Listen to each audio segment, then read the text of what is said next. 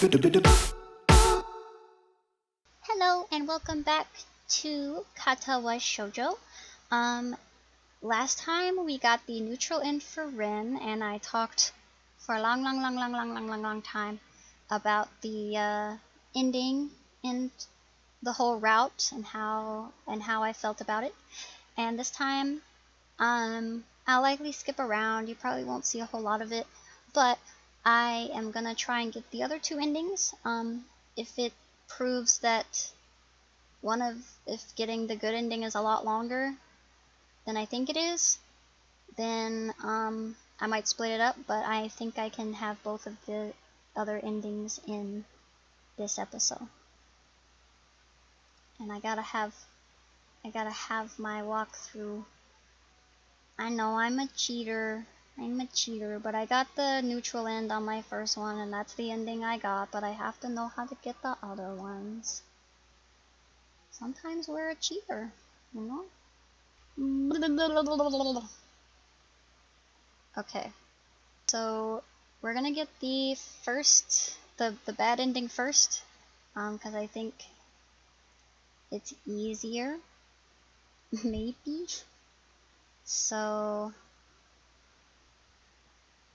were these in the other order last time? I'm not sure.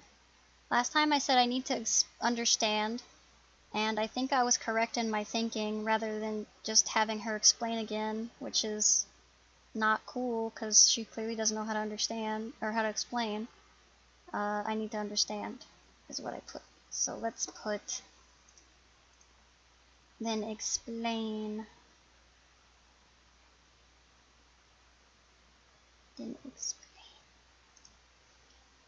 Fine. Then explain to me. I can't.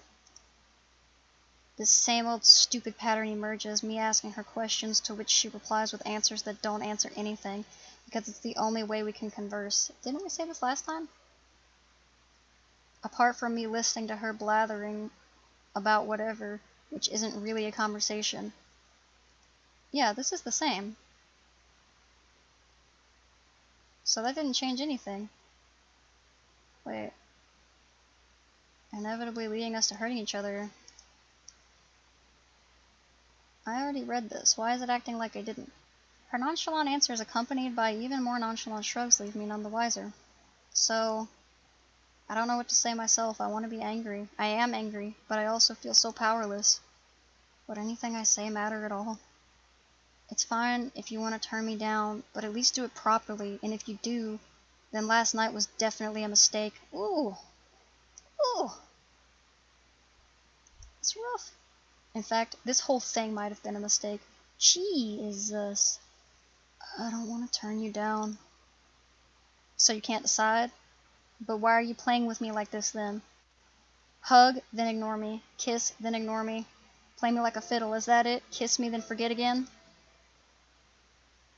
I thought that play me like a fiddle was gonna go, a little differently. My voice is sounding very angry again, even to myself. Rin 2 finally catches the mood, and her curious expression changes instantly to something more uncharacteristic. No. She leaves it at that, her eyes restlessly wandering around, searching the room as if the words she tries to find were written in the paintings she herself has wrought. I think the reason this sounds so familiar is because this is kind of like... I think this is the conversation we have in the room after the exhibition, if we said the other one. Then what? I needed to paint, so yeah. Paint. My vision is filtering through the blood-red lenses of unbridled rage. Don't give me that, Rin. I'm not some damn muse of yours free to be abused for the sake of painting. I'm not some medium for whatever you aspire to. I am me. There is a limit to selfishness. I don't think she's being selfish. Rin looks down at her toes and wiggles nonchalantly. Only after I've finished does she try to respond somehow. I can do anything else, or I can do all sorts of things, but I can't do... It's the only thing I sort of do properly most of the time. Yeah, that much I've figured out by myself, thanks. Art first, everything else second, or thousandth. Ever pause to consider things from my perspective other than yours? I snarl the words from beneath my teeth that taste like poison anyway. Rin is positively alarmed by now, so at least she's not completely dense, but it seems that she just doesn't understand what I'm angry about. I can't believe even she could be so stupid. I didn't want to. This time it's Rin who interrupts herself in mid-sentence. Don't you understand? I can't. Can't what? She doesn't get a word out of her mouth. You never explain yourself. How am I supposed to understand anything if you never say anything? Why don't you ever talk? Say something! But she doesn't. Venting my anger at her feels satisfying, and being satisfying about it feels terrible, but I can't stop myself. I try to discern some hints of her reaction through my adrenaline-distorted vision. It's kind of different. I think in this one he doesn't really feel bad. He's just like, nah, you deserve this. My feedback was not the best kind, but I hope Rin got the clue that she can't just ignore everything else whenever she feels like it. I hate it if she didn't. She never even ever listens to anything. She's so unaffected by the world around her. Not this time, it seems. Her body is shaking like from holding back tears, but I already know that Rin is not crying. Go away. Go away, Hisao. I'm sorry, I can't deal with this. Her voice is tiny and tired as she says this, but I hear the words clear as day. The blunt, hollow remark is a fitting conclusion to this unpleasant discussion that became an even more unpleasant and very one-sided yelling match. I leave the atelier feeling angry and guilty. I never believed we would end up like this. I'm not like this. Rin is not like this. No matter how infuriating, unbearable, and outrageous Rin is, this is not like her. She really did change, or was it me who changed? Maybe I only thought I knew her, or maybe I knew the Rin that she isn't, or was it me who caused all this by talking Rin into taking her chances with the exhibition? Am I directly responsible for Rin becoming like she has been for the past few weeks? I can't think of any explanation for her weird behavior other than the exhibition and all the things that came along with it. Maybe it was the only way that could have brought us closer, but all it did was... All it did was, separate us further from each other, and now beyond the reach of either of us. Darkness covers the gardens of Yamaku High School, enveloping the small dormitory rooms in the blanket of the night. In one of those rooms I lie on my bed, tired, so very tired. I gave up. I can't lie to myself that everything is alright, that everything will work out. That's not how things go. Oh, watch. I glance at my watch. I see it's 3:30 at night. Same. I slide my finger over the glass surface of the watch's face. It's been pretty dependable ever since I decided to start wearing it, always knowing what's going on even when I didn't. I turn my head to see a neatly arranged assortment of medicine on my night table. They are dependable too, things I am going to depend on for the rest of my life. I think of the limited days ahead of me, the infinite vastness of time that opens up in front of others. The time I wasted chasing things out of my reach. Time I will never get back.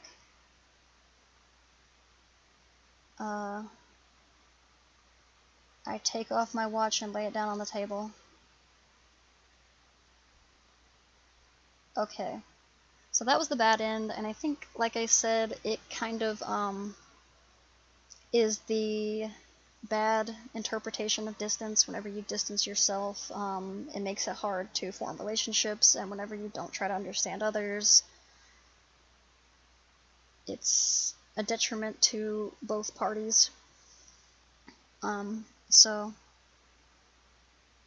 in the emotional sense, I suppose, not the literal sense, he went on and tried to force a connection that she didn't have the capacity to take in her current state, and him trying to force that closeness rather than respecting the space ends in unsatisfying misunderstanding, loss of a friend, loss of a potential love interest, although I don't necessarily know if they should be love interests. Regardless, let's try to get the good ending, I might have to go back even further than I would like. I don't know if this matters. I'm gonna choose the other one just for the sake of having something different. But if you found someone like that, then what?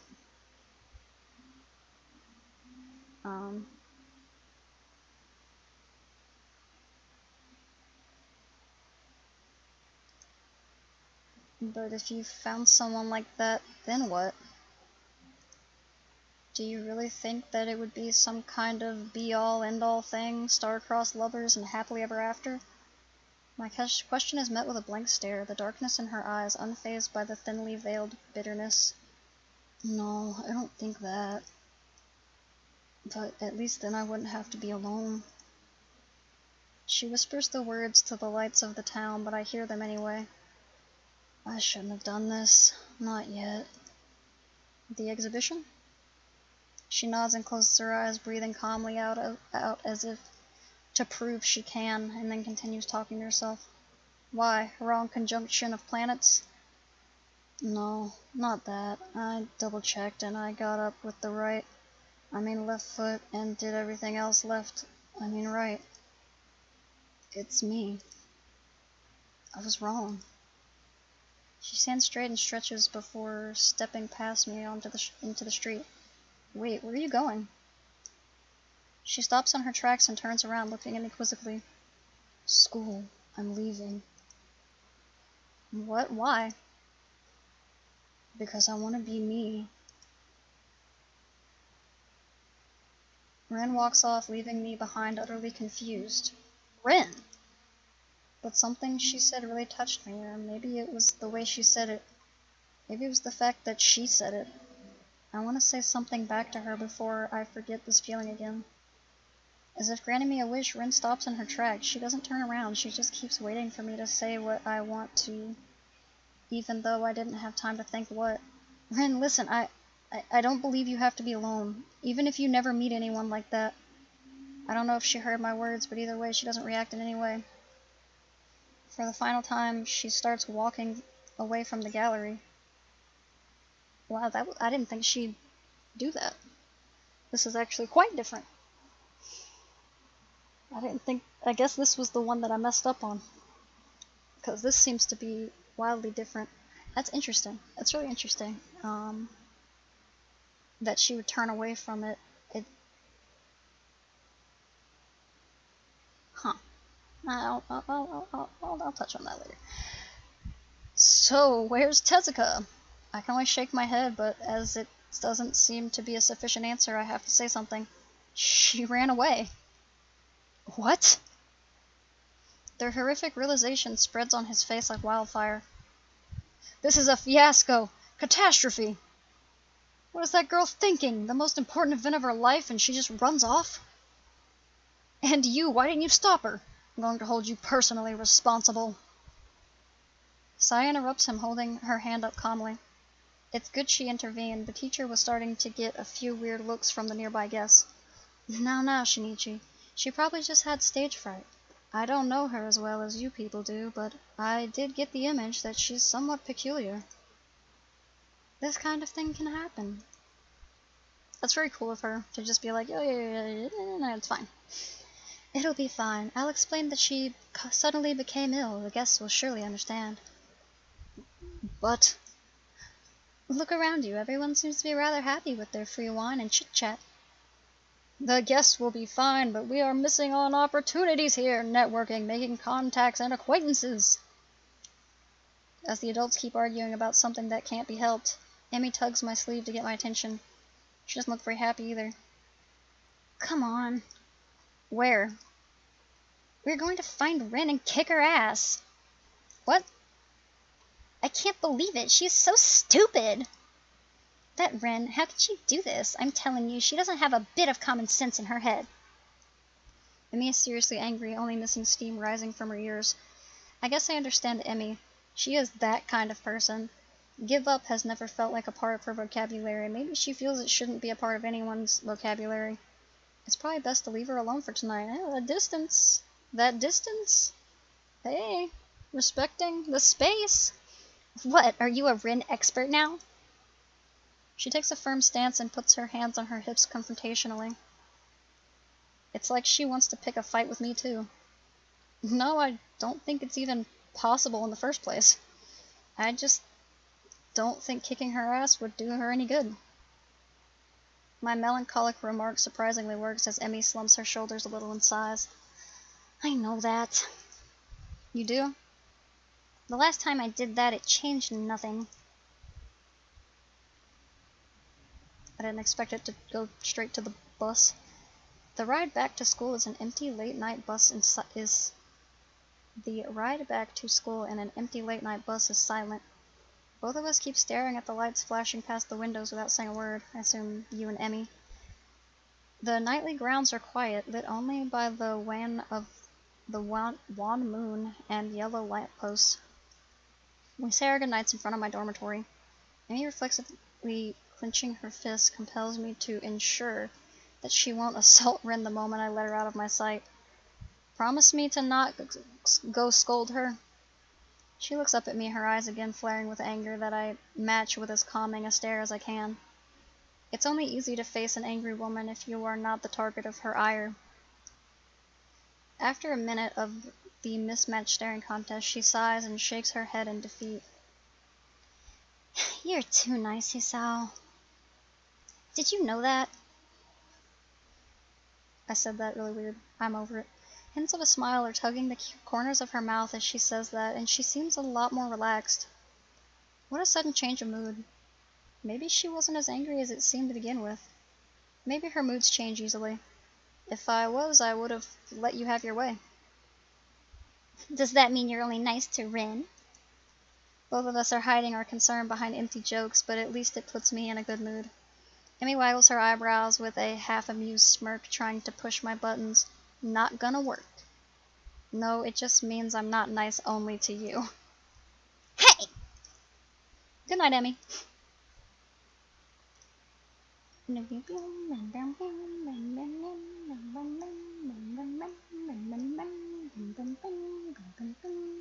So this might actually be super different. Can I? Yeah, okay. Vacation, huh? Some people will stay at the school, even over the holidays. Some will go back to their families. I don't know what to do. I should go buy a train ticket for my trip back home, but I can't bring myself to do it.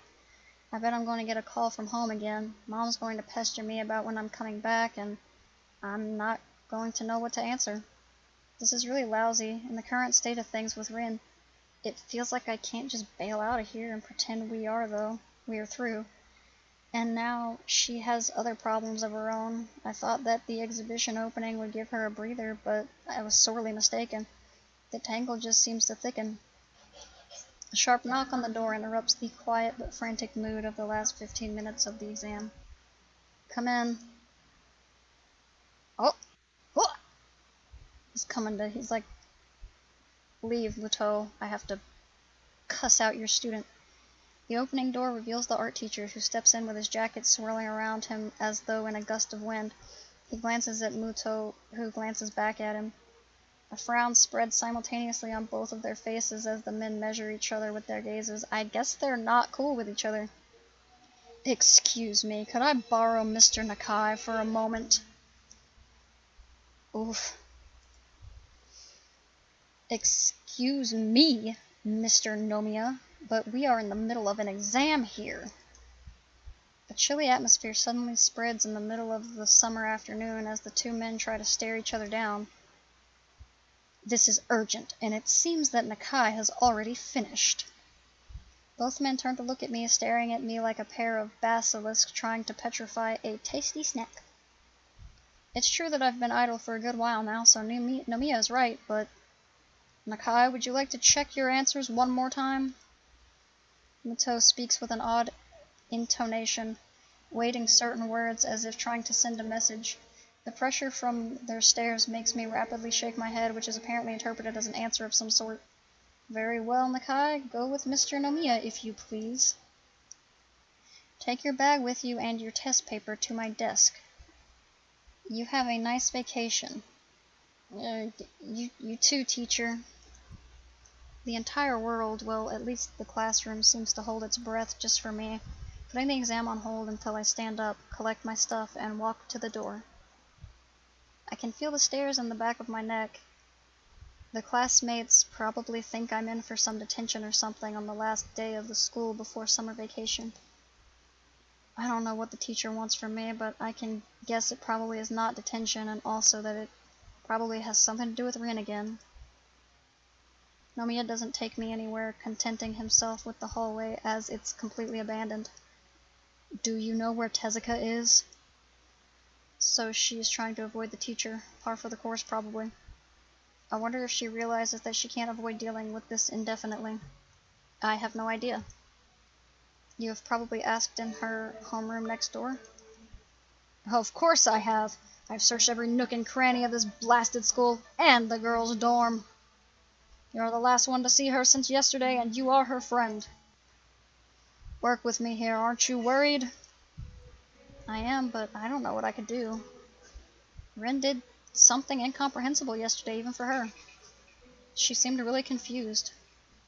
Maybe she just wants some time to think then. I got the feeling that she had second thoughts about having that exhibition.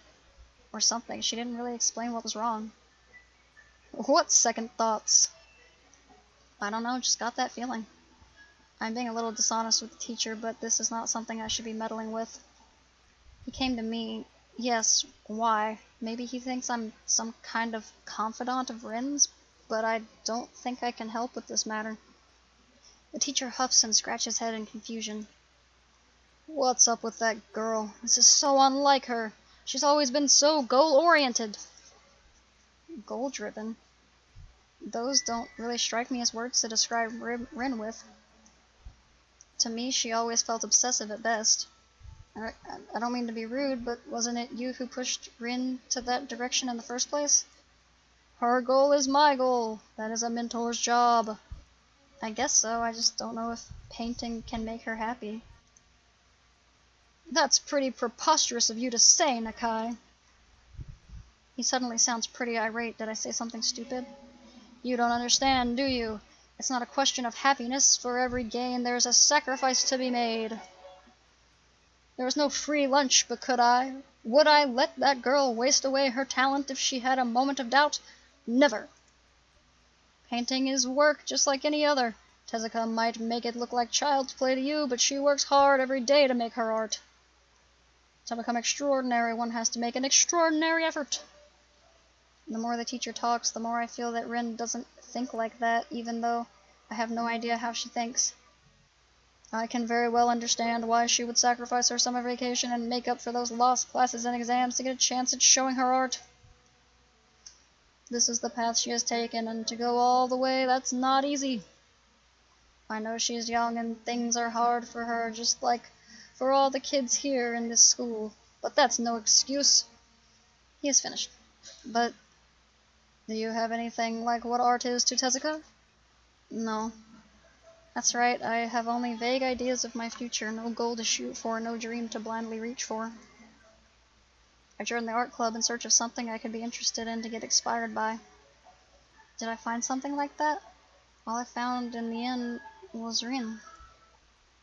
No, I don't have a passion like that. Then you can't understand! His flat statement allows no counter-argument. But she might not understand even herself. Still, I carry on arguing out of spite if for nothing else. How could she not? She's been at it so hard for the past few weeks that she put off even coming to school, not to say anything about attending class. Don't be ridiculous. I don't think I'm being ridiculous, but as I have no rebuttal, Nomiya seems to consider this one his win. At any rate, the opening was quite successful despite Tezuka hardly showing up. Many people were interested in her work, and one piece was even sold for a reasonable price. Well, that's nice, isn't it? Yes, it's fantastic news. I hope that Tezuka would come to her senses when she heard about this, but... He sighs and takes off his glasses, cleaning them against his jacket before putting them on his nose again. At any rate, I should be going. There's this mess to be settled with Sai and everyone. If you see Tezuka, please ask her to come see me. Otherwise, have a nice vacation. Thanks. After he has disappeared around the corner, I ponder where Rin could really be. It feels like she has not one, but at least half a dozen of these secret places. I balance between the desire to solve this tangle and to drop it for good. The disused classroom is just a few feet away. What to do? Da da da da da. As I push open the door, only the shadows greet me from the inside. Hey there. She's standing in the middle of the sunlit room, peering through the gaps of the curtains out into the yard. Like so often before, she doesn't start or jump, just calmly waits for me to make the first move. It's as if she's trying to become a permanent part of the furniture. The teacher's looking for you. A blank look over her shoulder is all I get, accompanied by a cryptic non-expression on her face. Are you looking for me too? No, I already found you, didn't I? Did you? She furrows her brow, looking so puzzled that it makes me wonder if the question was asked in all seriousness. Maybe it was. Are you talking metaphorically now? Do you mean like eels, caves, and dark, stormy nights? I'm bad at talking like that.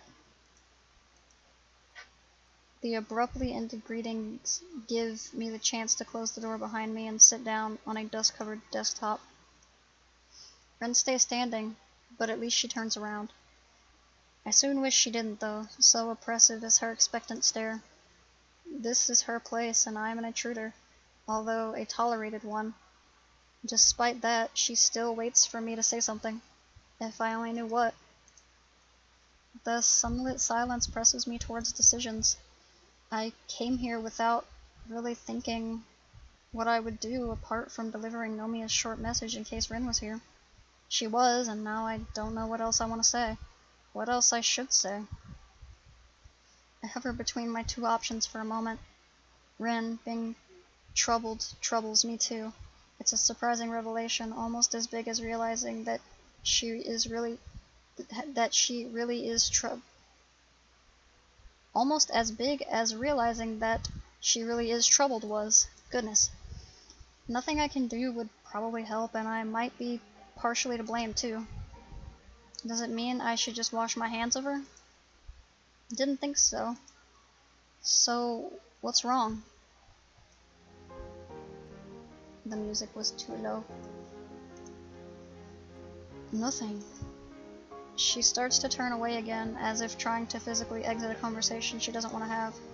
Rin, stop trying to dodge me or I'll leave. Okay. Do you want me to leave? Are you still angry? It took us, or was it only me, 10 seconds to swamp the conversation into this. I wish we could erase the past, or failing that, forget about it. I've wished for that more than once in the last few months. Let's put that aside for the time being, alright? If you say so. I do. So what's wrong? Sai and Nomiya were not too happy that you just ran off yesterday. You left them in quite a pinch, and I suppose the teacher wants some kind of an explanation. It seems like you just threw out everything you'd worked for, and I don't get why. Did I make a mistake? My reprimanding and her flat answer goes so much against the usual expectations and presumed interactions that it might just as well be somebody else talking. Neither of us is like we used to be. This stiff, constricting feeling I get every time I look at Rin nowadays seems to be mirrored in her own behavior. I hate things that go irreparably wrong. Ever since February, I've hated them. What can I say? Her question is trailed by a compelling quizzical stare that makes me sigh and frown. Conversations nobody wants to have are the worst. I don't know. I mean, it's not the end of the world, but it probably was pretty stupid. She responds with a sigh of her own, although hers is not nearly as heavy as mine was.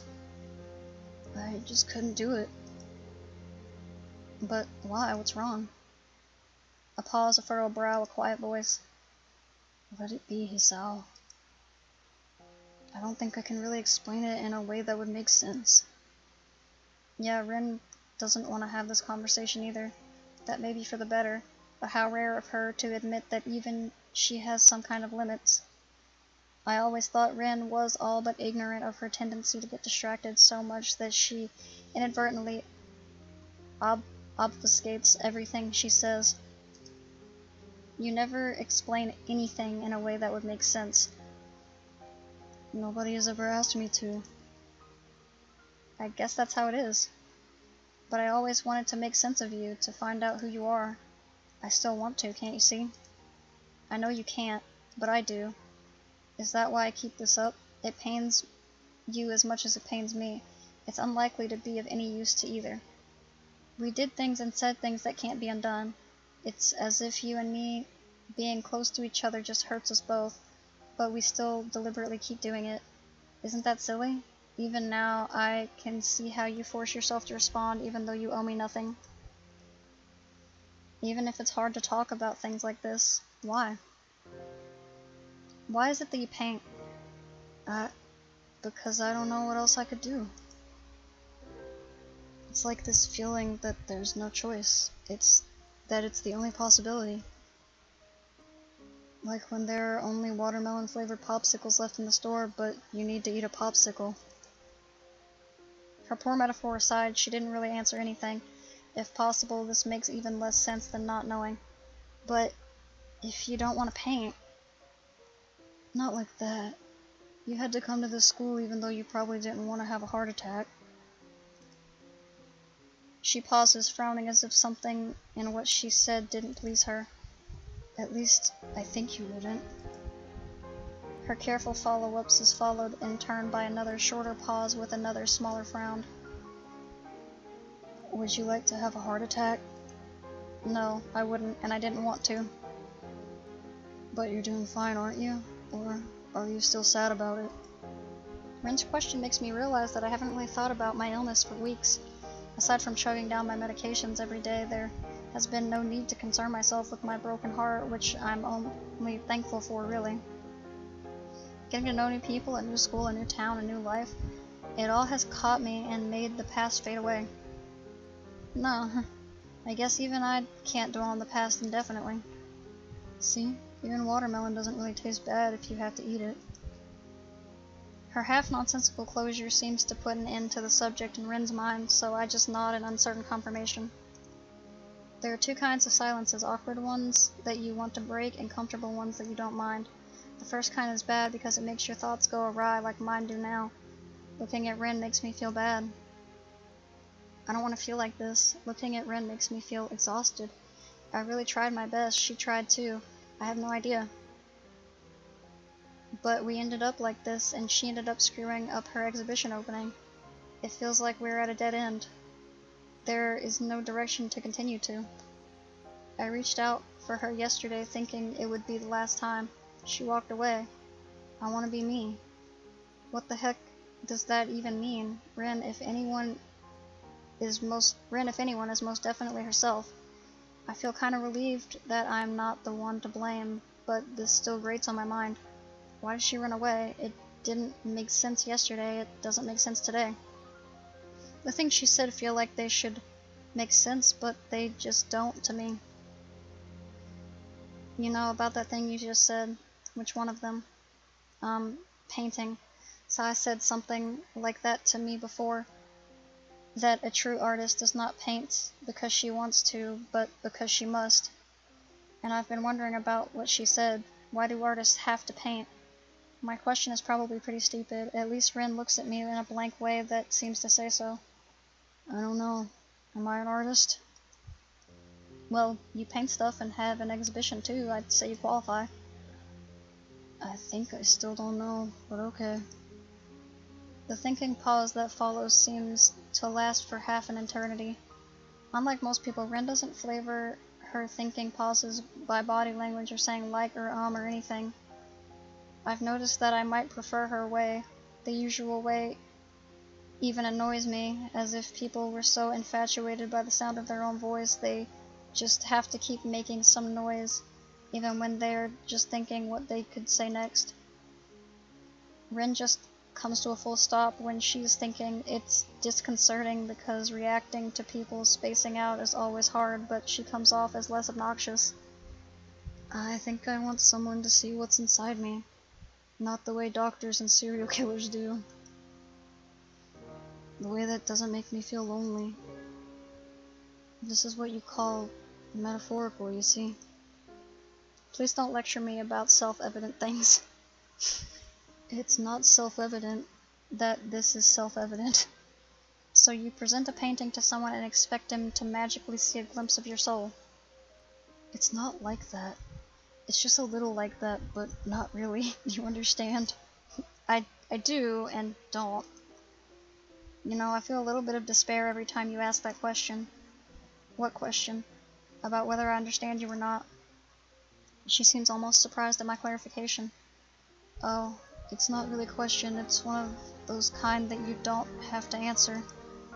Rhetorical. Yeah, that's the word. A question that is not a question is a rhetorical question. How nice. That reminds me, it doesn't really make sense. What kind of a question is one that isn't a question? A rhetorical one. What kind of an answer is an answer that doesn't answer anything? Is that a rhetorical question? You are not funny. But if you don't like it, would you like me to say something else instead? I don't have any good ones, though. How about, your pants are on fire? This can be our secret language. Ren's honest-to-goodness silliness, made twice more ridiculous by the fact that I know she is dead serious, derails me like it always does. It's like some kind of safety lock to prevent me from becoming too much of a worrywart, dragging even my own thoughts off the ground where they should be. It makes me smile confusedly, but only on the inside. Even though the corners of my mouth are not drawing into a grin, I'm still impressed by her ease of wrecking any attempt at being too serious. Could she, should she will so. Could she, should she will so, forget and ignore things that bug her, things that bother her? Could she, should she will so, be free or of whatever burden being her means? Or am I the only one who feels burdened by being myself? No thanks. But still, the times when I feel that I am on the same page as you are pretty rare. It feels like there's this huge gap, and sometimes you just go to the other side, and I don't have any way to reach to you from where I am. It's like you are in some completely different place at times, even though you're right here. That's right. There is an insurmountable discontinuity, an imaginary glass wall that blocks comprehension from happening. There might be such a gap between any two people, but with Ren it feels more tangible. Ren does not react to my thoughts, not the ones I utter aloud, nor the ones I did not. It's even worse with art. I'm not very good at art, I admit it. I joined the art club because I thought it could be interesting. And I guess it is. I like art. I like your art too. But just like with you, I can't comprehend it. And I'm pretty sure nobody really can. This seems to worry her slightly. Do you think so? Yeah, I guess that art is meant to be interpreted, not understood. That's how I'd put it. That's a sad thought. I guess it might feel like one. Does it make you feel sad for yourself? Ren thinks about this for a while and shakes her head surprisingly vehemently. The first thing she focuses her eyes on afterward is me. Both of these things make me glad and relieved. That's good, isn't it? Anyway, you should go see the teacher and apologize properly. I think he's worried about you. Can you do that? This time she nods her head. Only it's not as vehement. The hallway is empty, almost intimidating. Nomiya's office is the art classroom at the other end of the third-floor hallway. Our steps echo disturbingly. The atmosphere is unlike on a normal afternoon. It feels like the school knows that nobody will be coming back for a month or two. The door is open, but not very inviting. I'll, wait outside. Meow. Nodding barely noticeably, Rin strides in without stopping and naturally without knocking. Maybe that's why it takes a few seconds before I hear the teacher's voice from inside. There you are! Hello. A conflict arises. Should I stay here or go somewhere else? I'm not sure if I even want to eavesdrop on them, but I'd do it anyway. Manners lose to curiosity, and so I stay close enough to listen in. A voice echo in the hallway, but no matter. There's nobody around save for me. Dear girl, what on earth were you thinking? Leaving like that on the big night? I couldn't say anything. Compared to Nomiya's scolding tone, Rin's sounds awfully quiet and withdrawn. Her words seemed to drown under his. I have to say I'm very disappointed in you, Tezuka. It was no good at all. Never mind all the things I did for you, but what about Sai?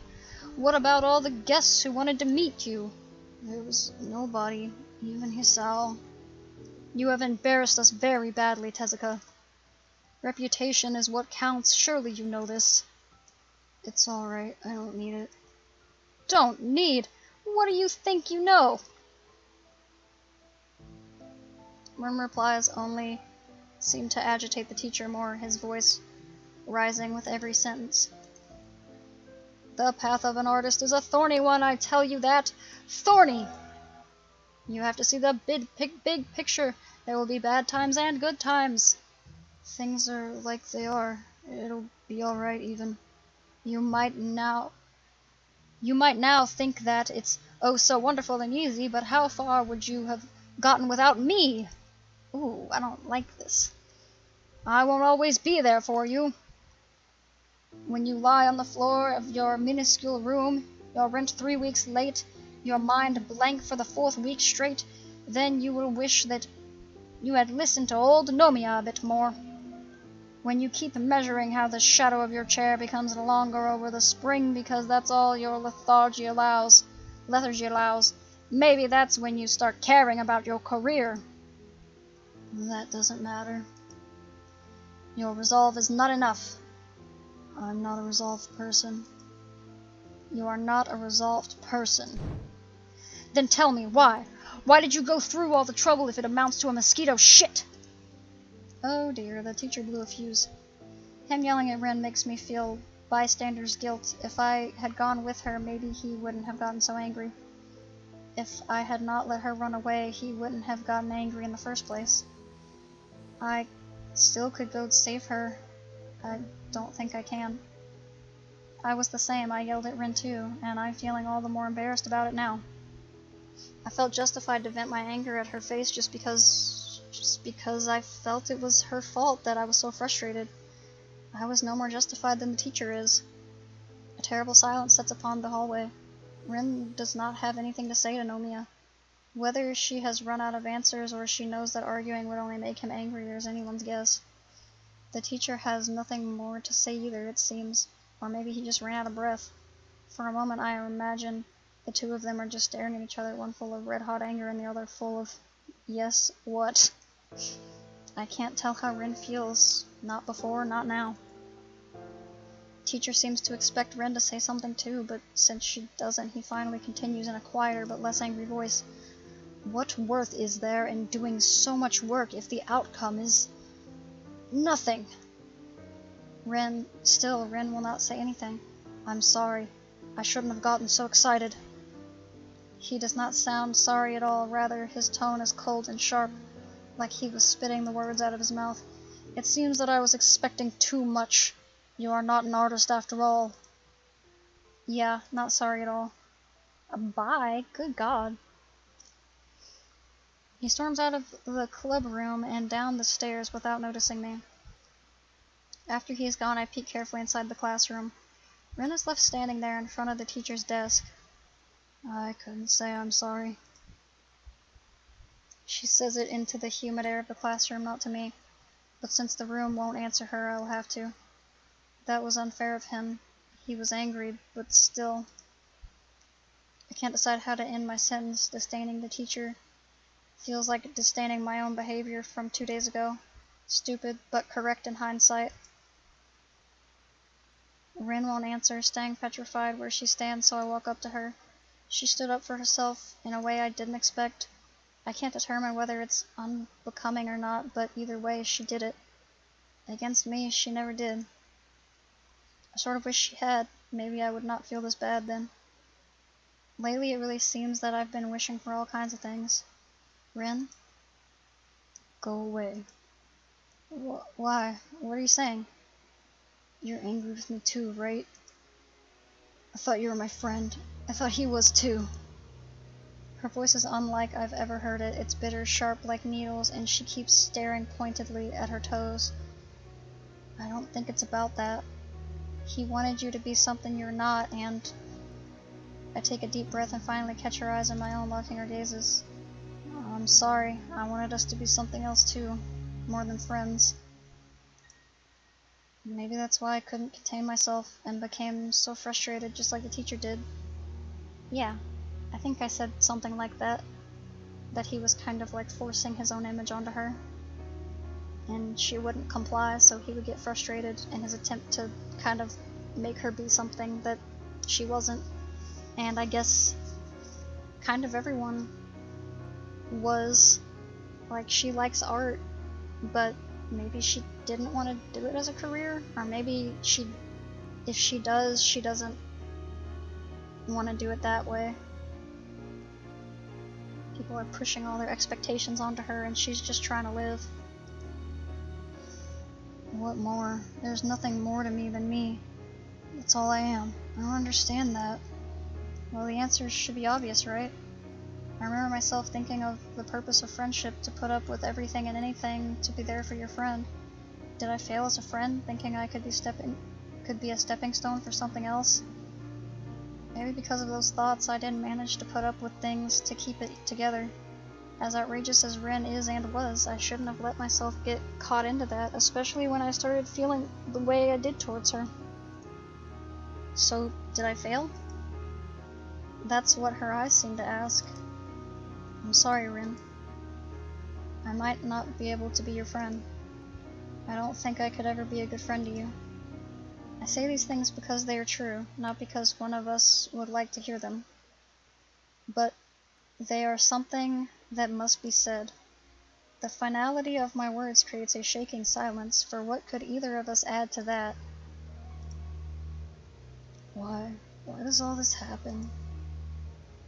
People are doing things I don't ask for and don't want, and everyone keeps getting angry at me. I have no idea what is going on anymore and can't stop feeling like I want to run away from everything. She shuts her eyes tight and breathes out deeply. When the eyelids open, all I can see is dark green desperation. I have no idea what's wrong with me. Her frenetic outburst stupefies me for a moment, and for a heartbeat, we just gaze into each other's face. Seeing her confused eyes desperately looking for answers from mine only make me sad, because I know I have none. I don't know either. But you know, you yourself said that things are not right nor wrong. They just are. You either accept them, work to change them, or give up. It's not that I hate you or that teacher Nomiya does. It's just I just think that I am the kind of person who gives up when he feels he can't go on. And even if you hate it, this is how things are. I'm saying pretty cruel things, but I can't stop myself. The words keep rolling off my tongue with slow, hard certainty. I can see them hitting Rin almost like physical blows. As the wetness gathers in the corners of her eyes, they are still wide with the shock of rejection. Oh, you don't make her cry. So, you're a monster. As the tears start rolling down her pale cheeks, she does nothing to stop them. As they fall down on the floor one by one, she stands still, staring at me with a gaze full of hollow disbelief. But reality catches up. Rin slumps forward as if she was deflating, and buries her face deep in my shirt as she can. Rin is heavy and feather light when I support her weight. She doesn't really sob or bawl, she just leans against me, letting her tears burn through my shirt into the skin underneath. And I let her, bringing my hand around her shoulders into a clumsy hug that does no good to comfort her. I can really feel Rin's vertebrae against my fingertips like a hard, jagged reminder of how messed up things are. Her slim shoulder quivering against my palm is a pitiable sight. And the hopelessness of being part of the cause for Rin's sadness keeps shredding my heart. To make a girl cry is the most despicable thing to do. Even Rin. Especially Rin. Behind that veil of aloofness, Rin is just a human being too. Just as confused, scared, and lost as any of us is. Most of the time it seems that there's no rhyme or reason for what Rin does and says, but for once I think I really understand how she feels, and all it took was for her to start crying into my shirt. But no words can express it, and no words can make it better.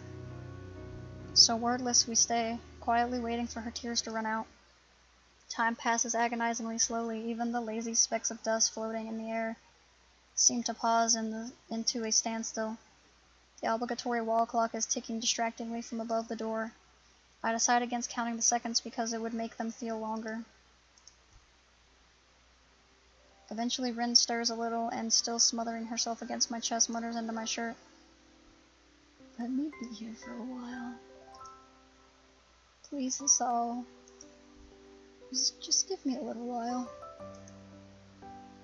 A soothing deluge spreads into my consciousness. The knowledge that while being here for Rin is all I can do for her, that's all she wants right now, even after all we've gone through. Sure. So she stays there, but I still can't bring myself to draw her closer, so I can't bring myself to draw her closer so I could embrace her properly. It's because doing it would just make me so sad that I don't know if I could bear it. The realization that we might never really be able to become what we want to be for the other crystallizes into my mind as a diamond-hard enlightenment. A pang surges through my heart like an electric shock. It's painful. This clarity hurts. What can we be for each other? What meaning is there for us to desperately cling to each other even though it seems so futile? What should I say to Rin? How can I make her feel better? I do not know any of those things, and I fear knowing them would only hurt more. Forcefully I push all of that out of my mind because I don't want to be thinking of hurtful truths. My thoughts calm down soon enough. The sadness disperses until all that is left is me and Rin, and the tender feeling of her warmth and softness under my chest. When did I fall in love with her?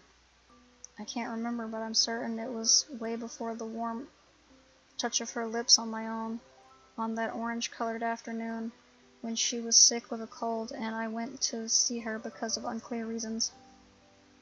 Her carefree attitude, the air of otherness around her, all the things that make Rin herself, those things captured me with an irresistible force. The way she could take in anything and everything, giving it only the value she herself placed, weighing all things fairly and without prejudice, seeing the world as she wanted. This is something I could never do, and Rin was probably more of a muse to me than anything ever was to her. She seemed so free to me, truly a free spirit, while I, constantly worrying about everything, seemed so inhibited that it was almost embarrassing. Maybe that's why I latched so tightly onto Rin, trying to get inside her world that was so different from my own bleak life. Before I noticed it, that irresistible force had pulled me dangerously close to her, but it turned out to be way too alien for me. Oh, you got itchy ears. And my cat has scratchies. Thank you. And I have forgotten Newton? Of all things. The gravitational force is inversely proportional to the square of the distance between the objects. So if two people feel something for each other, even though feelings are not governed by the constants of the universe, I can't help thinking that for some time now I've been a satellite to Rin's brightly shining planet. Planet Rin. The thought makes me almost laugh. She really does seem to be from another planet at times, minus green skin and possibly some tentacles. Perhaps because of my stifled laughter, Rin pulls away and I let her go, feeling the cold when her warmth goes away, and the slight embarrassment for letting my thoughts run wild like that. I credit that as Rin being a bad influence on me while being glad at the same time that she can't read thoughts for real. Rin's bitter tears have dried up and she looks a little more like herself again. The lost look in her eyes is still there though. Her gaze wanders around restlessly before stopping at me. What happened just now? Can you tell me? What do you mean? I cried. She says that hesitantly, as if not believing it herself. Yes. She keeps staring at me as if pleading guidance so that she wouldn't have to feel so lost. Why? You were sad. Is that what you want me to say? But isn't that obvious? I don't know. It feels weird to cry. What? I don't believe it. I mean, everyone does that. It's I bite my tongue before I finish the argument about normality. Norms do not apply to the person I'm talking to. It always felt so wrong. Different from what is in me. Like I couldn't really tell what I felt. So I started thinking that maybe I don't know what I'm feeling. Maybe it's me who's wrong. I thought those kind of things. I thought that painting was enough because it felt like I did at least that right. That all that is inside me could become a picture if I tried really hard, and it could. But it doesn't feel like it's enough anymore, because if nobody else can see that, I will still be alone. Was it wrong to try? Everyone got really angry at me for that. I've rarely heard Ren say this much at once before. When she finishes, she simply shuts up, looking so neutral that it's hard to believe she just said what she said. I don't know what to think. Ren was desperate for someone to look at her paintings and somehow see right through them into her soul, to understand her feelings, because she felt she could not express them in any other way. How can one say whether that is right or wrong? Could it be that all this time she's been trying to reach out to me like I've tried to reach out to her? I sit down on a desk to think and to rest my legs that kept us both standing for a long while. You know, when I read a good book or look at a starry sky or whatever, sometimes I too feel something profound, like a shoot, I don't know how to describe it. But the instant I try to put it into words, I feel that I lose something. It doesn't feel as real, as true as it did inside my head. It feels a bit phony. Damn, you know what I just said felt phony. I offer a smile that is meant to be between funny and self-deprecating, but Rin doesn't react. Anyway, it might be that nobody can ever express their true feelings so that others understand. Reality has no chance of living up to what someone has inside their head. Nothing can match that, not even your paintings, except maybe for you. But I suppose you can't keep everything inside, you'd explode for real then. What I'm trying to say is, I don't think it's wrong to express your feelings, even if you use paintings as your conduit. You just can't expect people to understand you any better than they would if you did it any other way. In fact, you can't expect people to understand you at all. It's because everything is so subjective. You see the world the way you do, but it's different from everyone else. But isn't that terrible? I guess it is in a way. She frowns, looking probably as stricken as she can, which is not much, but it's enough for me to understand that Rin is not particularly happy. I think it might make me sad after all. Yeah, I know. I wish I could do something to help it. I don't think I sound bitter, even though I am a little. This is my problem. I cannot be what Rin wants for her. And for the same reason, she can't do the same for me either. She makes a difficult face, carefully trying to pick the words she wants to say. So Rin has time when it's hard to say anything too. It can't be helped, I think. But if you say that, it makes me feel a little better. It's funny how some seemingly irrelevant things are the most significant ones at times like this. Like how Rin's voice is very, very small, barely audible when she says that, and how even her short bangs can cover her eyes when she looks downwards, and how they can't cover the deep red color rising on her cheeks and all the way to the tips of her ears. They turn into a very interesting shade of red. A deafening silence follows. It's very awkward, as if I saw something that wasn't meant to be seen, even if it wasn't on purpose. Did I miss something? Why is she blushing? I don't know what to say to that, but I keep feeling like I should know. She doesn't either. Still, it feels like there's no momentum to lose, even if we keep silent. Like we have some weird wordless connection that would hold even so. Rin keeps shifting her weight from one foot to the other, restlessly looking everywhere around the room except at me. She is the one who finally breaks the spell. Can we go? I don't want to stay here. Oh yeah, of course, where? My reply is covering my nervousness as badly as her question is covering hers. You can go wherever you like. I want to sleep. I haven't really slept for a few weeks. It feels like there's a flock of light blue butterflies inside my head. It makes it harder to think properly. The kind that you think is too blue to really exist, like Emmy's panties this morning. She shakes her head and I almost expect a couple of ultramarine colored morphos to pop out of her ears. A small smile tugs upwards the corners of her mouth. That reminds me. The blue, not the panties. The word for a flock of butterflies is a swarm. I looked it up. That makes my eyebrow rise into a questioning arc. Why don't you use it then? I like the other word better.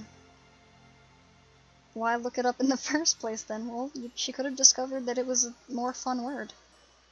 Then you should use it, right? She nods and falls silent, her gaze escaping mine to the side, attracted by the dark orange sunlight refracting from the windows. We stay like that for a little while, me silently looking at her, silently looking out of the window. Hey, you alright now? She glances at me from the corner of her eye, looking wistful again. The sunlight's reflection doesn't betray any more of her inner feelings. I need to think about that. I want to continue this conversation, grasping at those straws that she finally revealed to even exist. But Rin is looking out of the window so absent-mindedly that I know she won't be responsive in any way that would make sense. It's like some kind of defense mechanism of hers to avoid being sensible. Her mind is like a butterfly in itself, always fluttering somewhere away whenever it's stirred. Just when I thought I could see behind her veil, she jumps out of my reach again. Maybe that's just how Rin is. Maybe that's something I should just accept to get some peace of mind. Okay. I'll walk you back to the dorms then.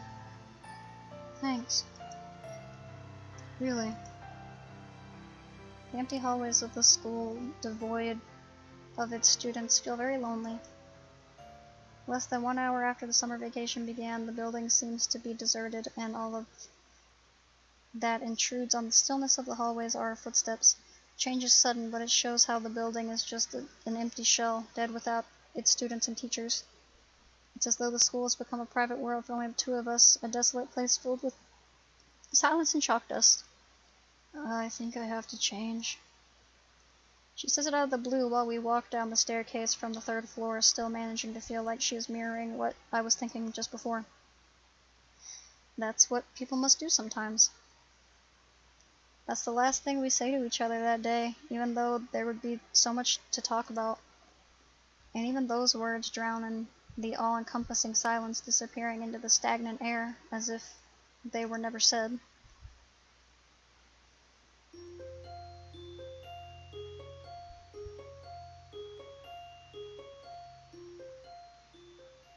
Yeah.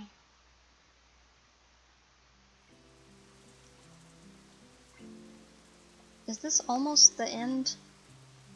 I am hesitant. Okay. Depending on how much there is left, I might leave it here.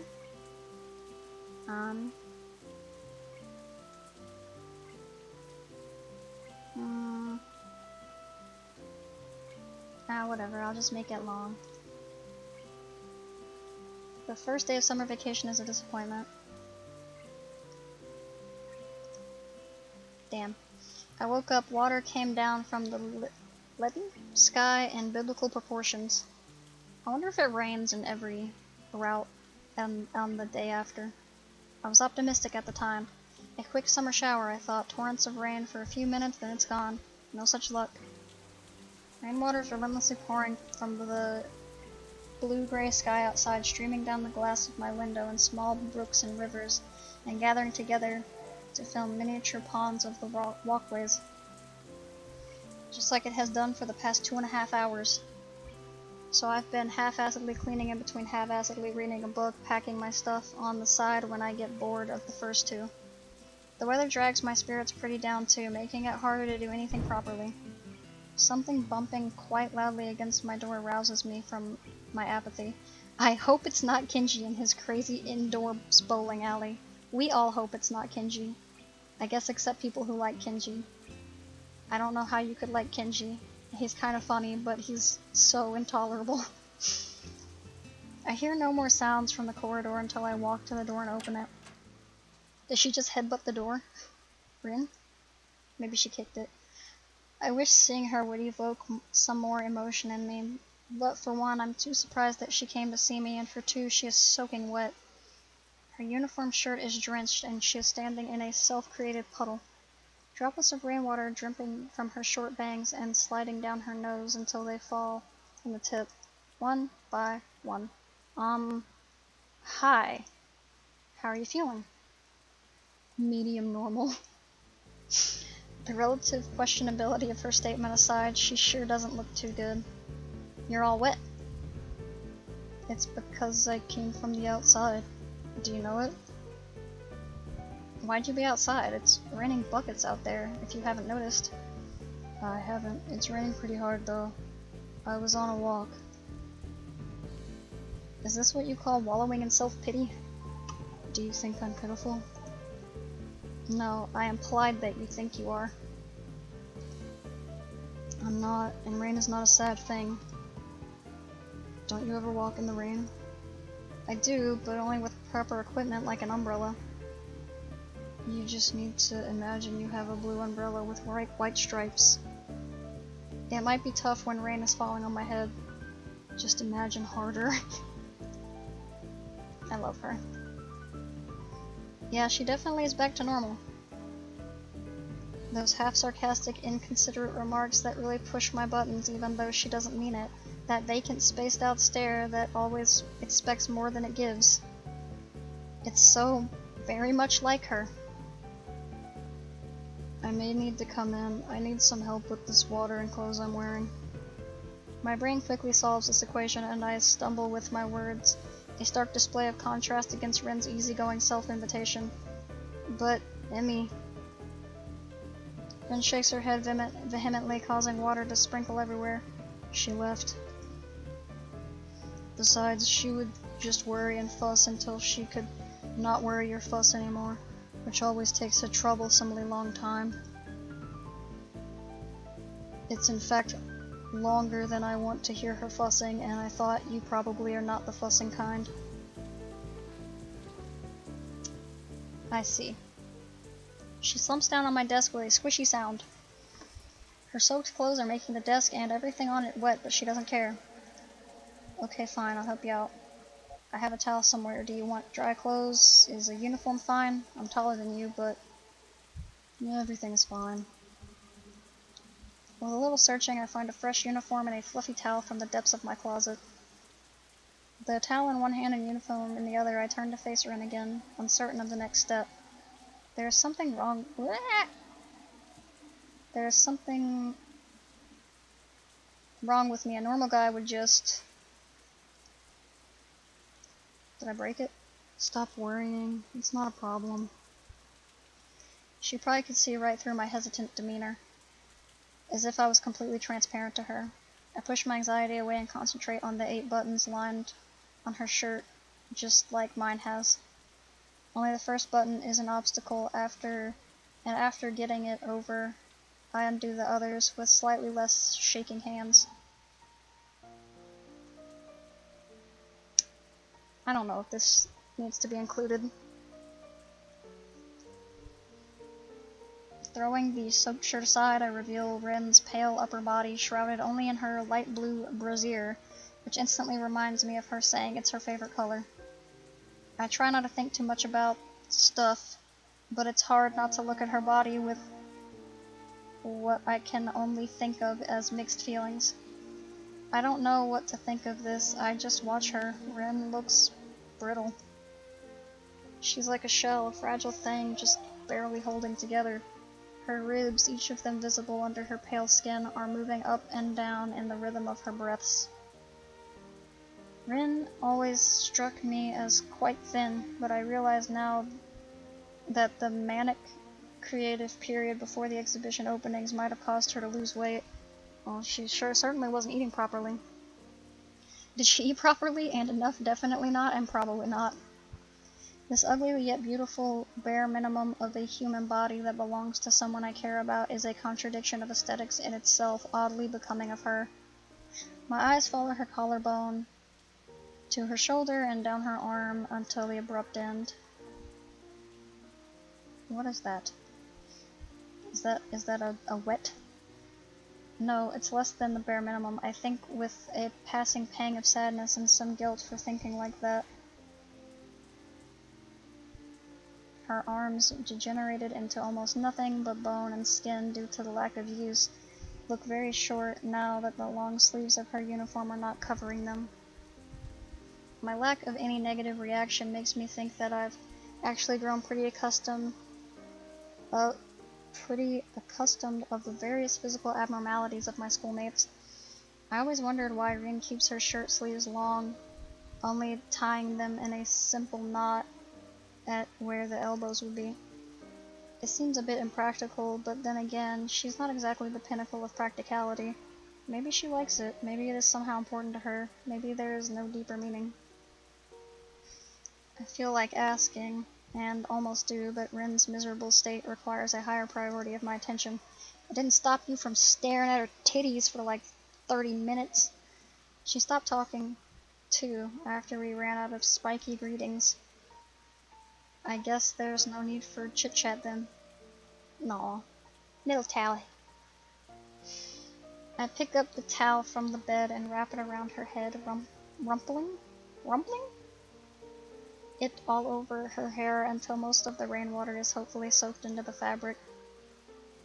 She peeks from below the towel at me, looking up with impassive eyes. It looks like she wants to say something without saying it. It's that kind of look. But I can't read what she is thinking about from her face, so I keep on fussing with the towel around her shoulders and hair. The silence is oppressive, terrifying. Communication between us has suddenly been reduced to the movements of my hands and the towel, and Rin swaying her body to and fro, my jagged breathing and her quiet breaths trying to find a common rhythm that just is not there. I think I can hear her heartbeats, or maybe they are just mine redoubled. As I brush a rogue strand of her hair aside from her ear, Rin suddenly presses her cheek against the back of my hand. The contact is electric, a jolt of current surging through me. Whether she seeks comfort, warmth, or just my touch, I wouldn't know, but I can't help touching her back, caressing her soft cheek with my hand. With closed eyes, she kisses me on the fingers, counting the joints with her lips. I am saddened beyond my expressive capability. Here we are, a boy and girl, both in love or something like that with each other, or maybe not, and yet something is broken. I can feel it in me and in Rin, in the way our gazes merely brush against each other, shying away from contact, in her closed, timid posture, and in my way of touching her, like a china doll, afraid of shattering her delicate form. And how we are closer than we have ever been, yet I am not feeling happy. It's like yesterday. When did tenderness and forlornness become one and the same word? Acts of affection start invoking only longing. Why did we end up like this? Because you don't understand each other, and you don't have the capacity to. No, don't answer that, I'd like to say to myself, but fighting against the omniscience of self-awareness is a lost cause. Still, I am here, and Rin is here, and it feels like she might be able to solve whatever problem she has. And if she can, why couldn't I? Why couldn't we? It feels like taking that step is too much, too difficult, too uncertain.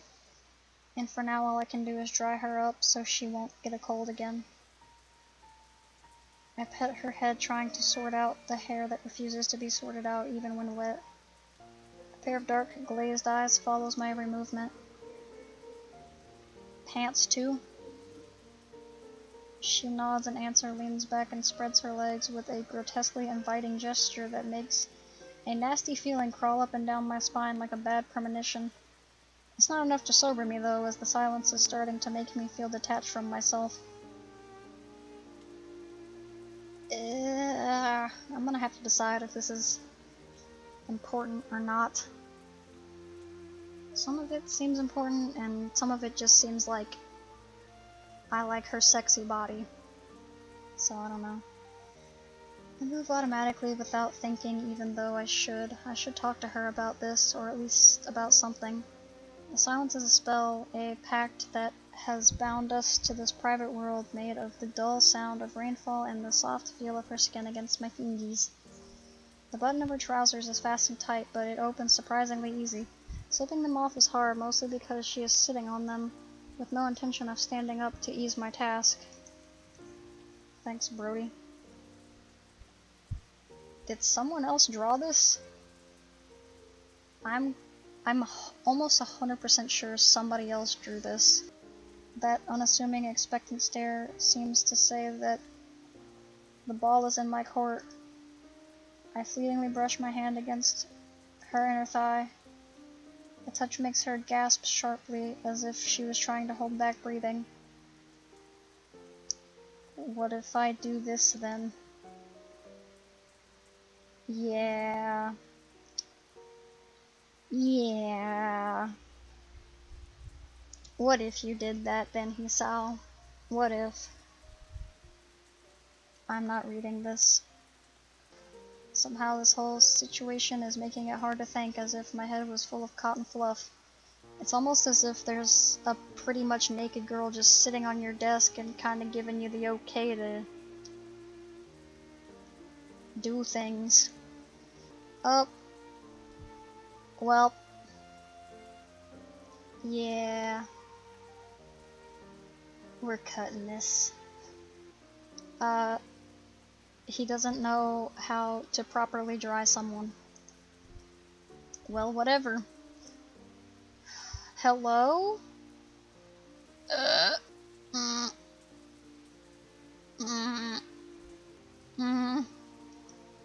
Is it unreal? What a time to go with the flow, he saw. God, good Lord, help you. No, there's always a point of return. You could stop right now, actually, if you wanted to. It's a very aggressive way to be like, I want to make her feel good. I want to find where her weakness lies. I want to do this to her. She's not responsive. It might be because I've never done this before and I'm bad at sex. Who knows? Why does it have to be an uphill slope of madness? Why does it gotta be that way, Hisao? Okay, that's not funny. For context, you can't see what's happening. But they're in the throes. Unless you've played this, then you know where this is at, because I'm gonna read some of it, because I think it's funny. At that precise moment, I seemed to forget all that was meant to be, all that was meant to be, all that should be. All I know is that she came here, and I think there was a towel at some point, too. Stupid. She came here, there was a towel, and now I'm just face first in pussy. Oh boy. But he's all hot and bothered. I didn't think that's what was happening. I thought that she wanted a hug. But, that's not what's happening. She's like, it looks like there's gonna be more here. I'm not really sure why I'm so surprised that, like, there are different artists, since literally I've seen the credits and there's like 15 different artists. It's a sobering thing. The cushion that enveloped us into a reality of our own is now gone, and I realize more clearly what is happening. You know, this really is not what friends should be doing. Friends can do this if they want to. That's between them, each other, and God. And if you don't believe in God, that's fine too. Then that involves even less people. I whisper, once again noticing how such a simple matter as talking can be overbearingly difficult at times. Will you stop being my friend? That wasn't what I meant, but her serious tone and the layers of connotations behind Rin's question give me pause. Nah. Now let's make with the sex. I think it might be alright, even if you did. I hug her and smile into her hair, understanding Rin perfectly for once. You're wet. No, that's my line. The remnants of water on her skin have drained into my shirt. Oh no, my shirt's all wet. Guess I'm gonna have to take it off. Somehow even her statements of the obvious make me glad right now. You're right, I am. But that's your fault. I want to see you. Okay. Clothes just disintegrated. I comply, standing back to open the buttons on my shirt much more quickly than when I undid Rin's buttons. It's probably because you've undid your own shirt like 1,000 times and you've undone someone else's shirt probably just this once. A sudden sense of haste strikes me, spurring to rush forward. Every second I'm not touching Rin, a second wasted, a chance lost. Okay. We're struggling with our belt buckles now, and I guess we're just gonna sit, well, I was about to be like, I guess Rin's just not gonna help him, and then I was like, she doesn't have any arms. I'm a terrible person. My belt buckle proves an obstacle despite my ability to open it in an eye blink under normal. It's because you know you're nervous. You're nervous.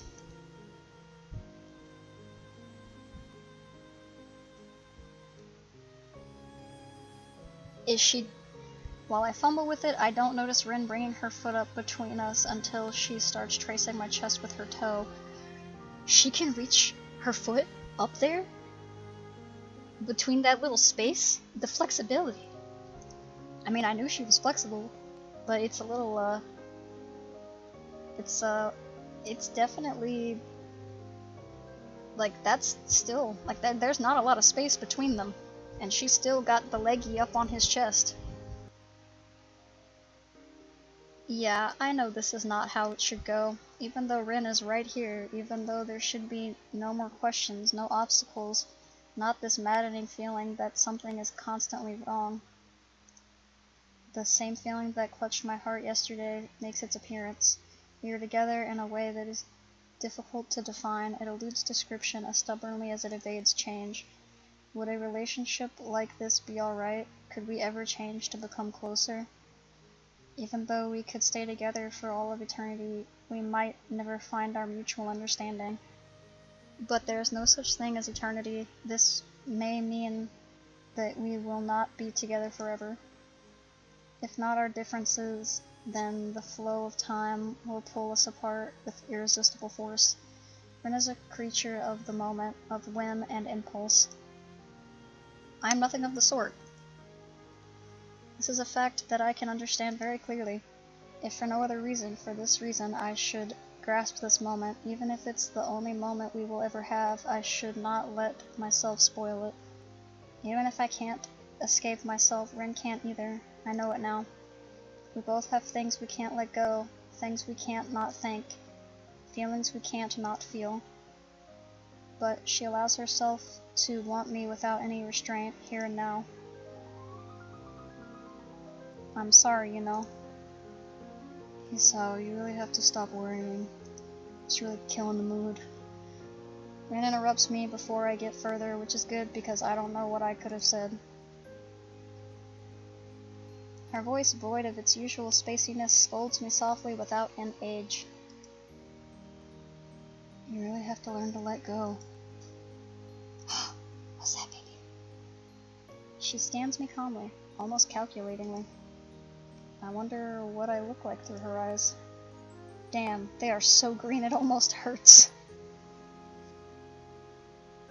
You ever feel like that? Someone's eyes are just so color it almost hurts.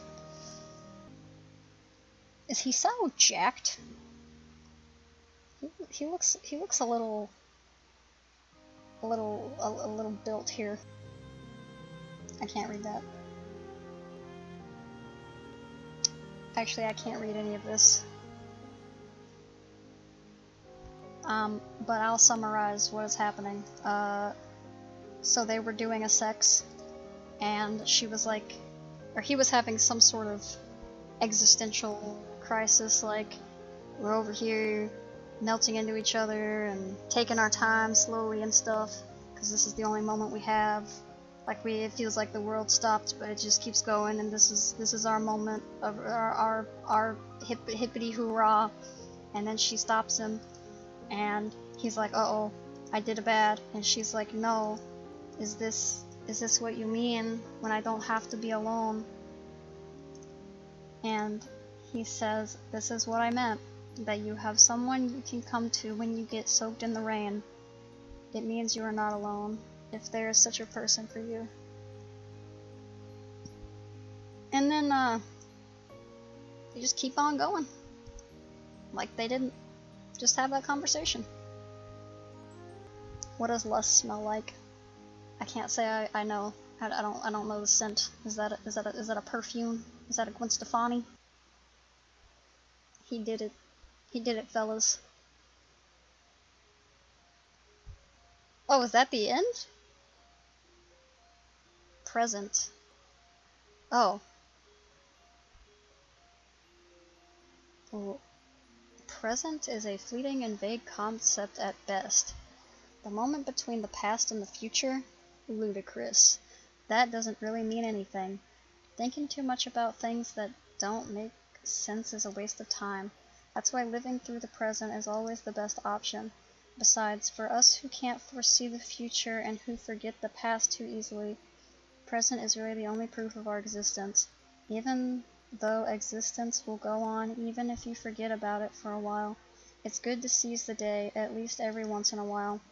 That way you can confirm that you are in fact alive. I don't know why in my head I was like, that's definitely gonna say Katawa Shoujo, and I'm like, that's stupid. If they put that, I would think that was really dumb, so why would I think they would do that?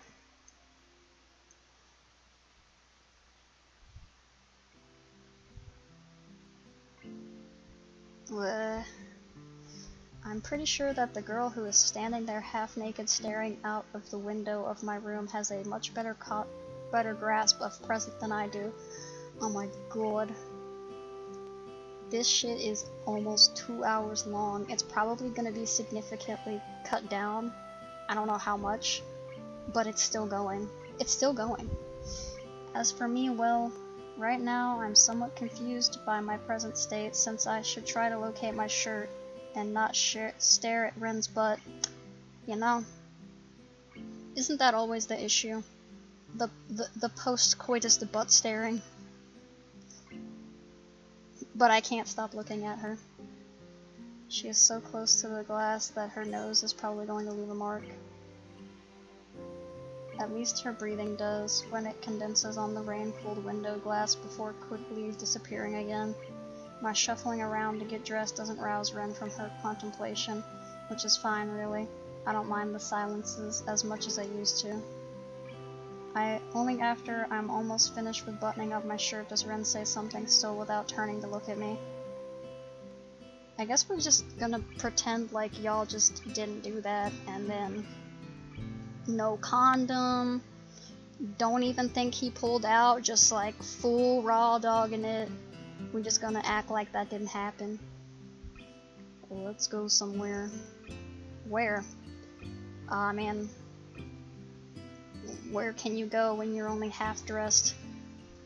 I can only assume she's inviting me and not the windowsill, but it's a fair guess. I know. What? Help me get dressed. Why can't you go naked? I think today's the day. Come on, clothes. Clothes. What an impatient tone. I crouched down to pick up her bra from the floor where it had fallen, discarded in the haste of undressing and forgotten there. Hanging it from between my fingers like a dead fish, the same hesitation that grasped me when I was undressing Ren is creeping inside my head again. Is intimacy really something this difficult for me to handle? It is for me. I'm a baby. Come on, you got it off just fine. This is the same, but the other way around. It's like talking backwards. I feel like talking backwards is... Ren, why did you just talk backwards at me and you just made me quiet for like 40 seconds? You say sti tub dra smiz. Perplexed by her sudden and prodigious display of mental processing capacity, I forget to attempt reversing her gibberish back. I'm pretty sure I couldn't switch to talking backwards that fluidly even with some practice. Could you repeat that? Cz stid tub dras smiz. Got it, fine. I'll give it a try. Queen was right, the locking mechanism is simple enough, and I get the little plastic hooks right on the third attempt. Good job, Hisao. We're so proud of you. You figured out how a bra works. T stujad ot eva wan. What? Please stop that. I don't speak backwardese. She shakes her head as if needing to banish the backwards way of thinking with a physical gesture. I know a few people who could benefit from that kind of ability. I got stuck. Now you have to adjust it. Adjust? That's what I said. No, I asked what you meant. You know, so that they're fine? Oh, fine, you say. As I have no idea when her breasts are supposed to be fine, I end up fumbling around her chest for a good while without really getting anywhere. Not that I would complain, but Rin does. Emmy is better than you at this. It's probably because Emmy wears a bra and isn't a... I can't even say anything. Not anymore. Her impatient tone ticks me off, even though I can't really disagree. Rin suddenly seems to be in an awful hurry. Yeah, well, excuse me, could that be because she's a girl and can actually relate? I don't think so. She has just about as much chest as you do. Wow. You really gonna roast her like that? With her bra and breast eventually fine, as they should, the rest of her clothes are considerably easy to put on because they're like mine, and I can't understand things that aren't things that are mine. Actually, I think those clothes are his. Exactly his. Not like his. Because she had wet clothes. Wen launches towards the door, even though her shirt is not even buttoned up all the way yet. Left with little choice, I run after her. Ren, you're naked. As soon as I realize that we are heading for the side entrance leading to the forest, I think I know where Ren wanted to go, although I couldn't say why she'd want to go there. Yep. Then again, I can't really assume my guesses to be anywhere near correct when Ren is concerned. Not even for a quite generous definition of correct. If I had known that this was gonna be this long, I would have splitted it up. But I guess that is just what happens.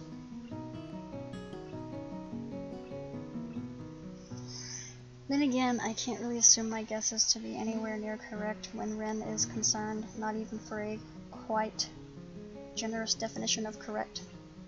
The forest behind the wall smells of rain. The last raindrops are still dripping from the wet undergrowth into the earth despite the rain being gone for a while already. We stroll along with a hurried pace that Ren sets, giving me time to take in the calming atmosphere. I think I can hear Ren saying hello to at least 3 different trees while she walks past them, but I ignore it just like the trees do. She leads me to the narrow side path leading up to the hilltops as I guessed. I peek through the canopy trying to find a rainbow, but there doesn't seem to be one. It's perfect weather for rainbows. The sun is shining low and the rain has passed not too long ago. What are you doing, Sleepy? Well, whatever. I lower my eyes from the treetops to see the gaunt back of the girl who was climbing uphill slowly without losing her balance.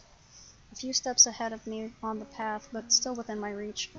I don't think I ever could reach a rainbow, but reaching Rin, it seemed less impossible than it used to seem. Aw, good. The clear sky greeting us from above the meadow clearing seems vast and beautiful. A strong wind is hurting the rain clouds away from the town and to the other side of the mountains in the distance. The sight is pretty, but... Hello? Oh, it's the dandelions. A speck of white flies past the edge of my peripheral vision, but when I turn to look, it's already gone. Another follows, then a third. Before I realize it, dozens of almost invisible small tufts of white are flying all around us. Look at the flowers. Ah, I see it now. The sea of dandelions that covered the hilltop on our last visit has changed over the days. Where there was bright yellow before, now there are fluffy whites. Some of the flowers have already shed their seeds, but many are still waiting for a suitable gust of wind. Today those gusts are not in short demand. Every now and then they shake the grass thoroughly, and suddenly the air is thick with dandelion seeds. One by one the seeds separate from the flower heads and are lifted away. A commonplace event, but one that seems to fascinate Rin for some reason. It's because they're dandelions! Ah! She's turning her head from side to side, marveling at the change happening all around her as the seeds fly away. I watch them too, following the white tufts floating with the wind towards the horizon, and imagine that I can see them even after they disappear from my sight. Da-dot-da-dot. Isao? What is it? Do you love me? I snap to attention to meet her suddenly very serious face that is not looking only at the flowers anymore. What a tough question, asked just like that, out of the blue. Still, her bluntness compels me to answer rapidly. I don't know. Maybe I do. Maybe too rapidly. What does that mean? I don't know. Look, just because you had rain sex doesn't mean that you love each other. Rin sighs, perhaps unhappy with my wishy-washy answer. I would be too. Me neither. Huh? I don't think I know much about love. Do any of us really? It's fine, isn't it? How should I know? The shrug of her shoulders seemed to say, hesitating to give a firmer answer. She stays silent for only a second too long, but even that second isn't long enough for me to think ahead. I love you. Those 3 words freeze me in place like a rabbit staring into headlights, but I'm not a rabbit, and I'm just staring into Rin's eyes that seem far, far too impassive for what she just let out of her mouth. It looks pretty serious though, until she sticks out her tongue, frowns a little, and confuses me even more than her words did. Why does she look mildly unhappy? Was it a confession of her deepest feelings, a test to see how I would react, a test to see how she would react? It tastes weird. Tastes? Yeah, so weird. She laughs, maybe nervously, or so I want to think, but stops midway when she notices how strange it sounds. Like, I don't know what, I don't think there was a word for this. Rin keeps on talking as though there was no meaning behind her words, steady and careless words, dropping from the same tongue that formed the more important ones. A word for, except it's like she can't find the words. Rin keeps staring at me, stumbling with her words, as if her brain suddenly ground to a halt. She looks awfully confused, much like how I feel right now as I wait for her to explain. But she doesn't. She just blinks a few times, the flutter of her long lashes catching my fancy because she looks like she is petrified otherwise, until I realize what they were fighting against. And it's those weird tears again, not associated with sadness or happiness, not pitiable sobbing nor laughter of joy, just tears spontaneously and without warning, like that one time in her classroom. Ugh. Just a few of them, not enough to make a fuss about, so Rin doesn't make a move to hide them even after noticing. Rin cries, looking like she has no idea why, and somehow a great uneasiness grows in my chest when I look into her watery eyes that stare right back at me. It petrifies me too, the shock of the incomprehensibility of the situation. I just don't know what is happening anymore. Rin, what's wrong? She shakes her head in confusion, stumbling to get the words out of her mouth. Sorry. I might be a little afraid of you. The words are muttered slowly with a small voice that is as disbelieving of what it's saying as I am. What? Why? I don't know. Saying that just made me feel like that. People cry when they're afraid, right? See, I can do it too. She's averting her gaze now, deliberately not looking at me. It bewilders me at least as much as what she's saying. I sometimes, with you, want to run away so badly, but I can't move. It's like my legs turn into lemon panna cotta pudding, and my heart feels like it's going to explode, and... She slumps her shoulders melancholically. Has a thing like this ever happened to you? I remember the leaden sky above the frozen forest and the sound of the leafless branches clacking against each other. It's like a memory from another life. Yeah, once I had a heart attack. My heart hurt a lot back then too. But I thought your thing was not contagious. I shake my head and a tiny, slightly forced smile rises on my lips. The other ailment of my heart could very well be contagious and I wouldn't care a bit. What are you afraid of? I never thought I was scary. And shakes her head desperately as if knowing that the tangle inside her mind won't be undone with just that. You made me feel that I should be someone else than me. It's a scary thing. It happens when you're being nice to me. Like yesterday. I never know what to do at times like that. It's hard. Her voice is barely audible, a whispered admission of something that is too embarrassing to even think, not to mention to say aloud. Rin has never been one to be embarrassed, so she does utter it aloud, only timidly as if by instinct. But I want to do something. But I don't know if this me can. For a moment we just stare at each other as if waiting for the other to say something. You are so stupid. Thanks. Rin's lips taste salty and scared against mine. Is the good end that Hisao dies of a heart attack because he got... Wait, how come he didn't have a heart attack when he did the sex, but now he's like freaking out? As I grasp her in an embrace, I feel my heart thumping in my chest painfully. Even though I am glad that she can say things like that, they make me sad after all. Rin's spirit, her passion, her strength, all those things that I hold dear are the ones I don't want to change. How should I treat them? Where are they headed to? Is that future irrevocably different from mine?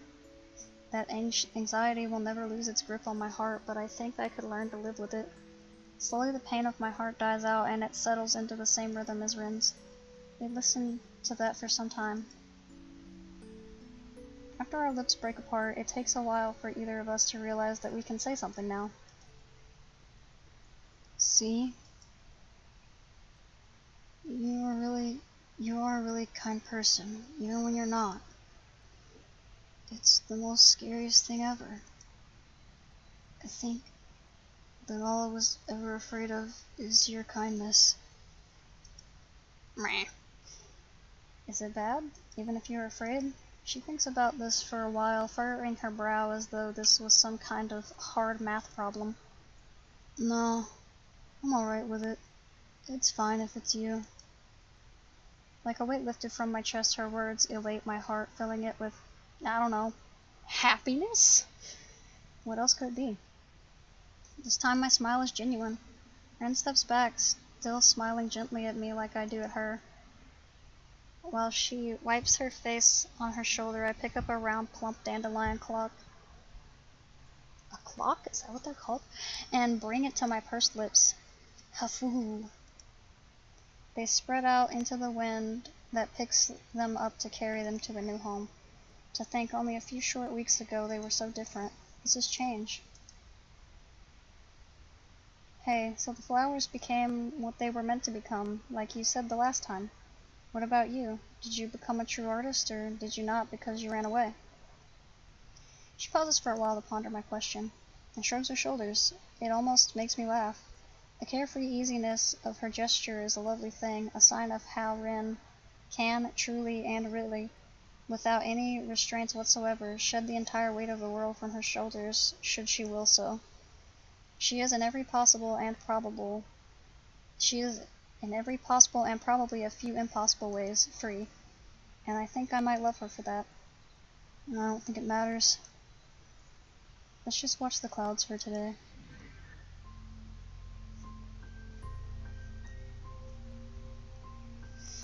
She takes 5 steps to climb on a large rock so she can rise as high as it's possible here and stand on tiptoes.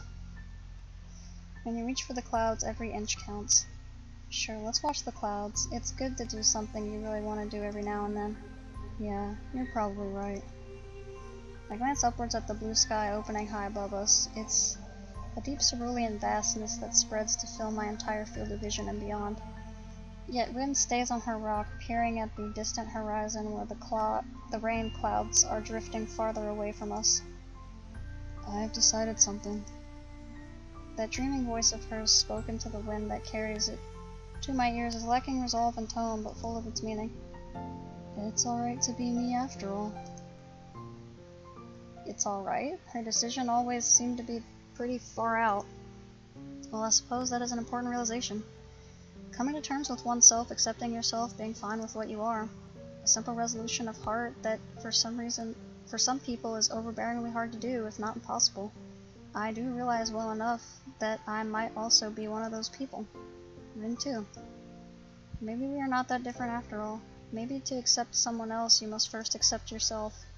Maybe that is a necessary step which we didn't take until now. Looking at her standing on that rock, I believe that she can find whatever she's looking for. And so can I. Oh, look at little arms!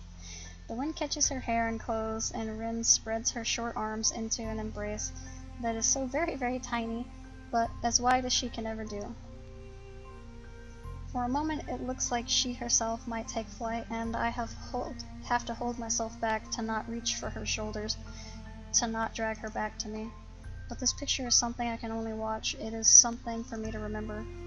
Rin's sleeves are flapping freely in the wind, her hair widely tousled by it, her skin touched by the setting sun. Her sleek form, that I've come to adore, is quivering in the cool wind that carries the small white specks past her, each a beginning of a new flower. All that is engraved inside my heart. Like those tiny seeds scattered into the wind, I'm sure that Rin too can take her place in this world without the need to create her own inside of it. Maybe she believes it too, that standing as close to heaven as possible, she is giving the world a big hug. To me it seems like the entire world really could fit there, between those small arms of hers inside of her all-encompassing embrace. Isao? She looks at me in the same way she calls my name, carelessly over her shoulder, with a strange happiness in her voice and her eyes. I gaze into those mysterious dark eyes that are curious, twinkling from below her auburn hair. Although I'm too far from her to see it, I'm sure they're reflecting my image. What is it? What's the word for when it feels inside your heart that everything in the world's alright? It's called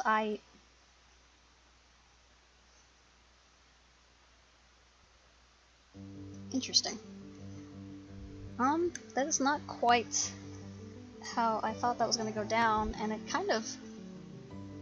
What is this? Is this important? Oh, it's like concept art.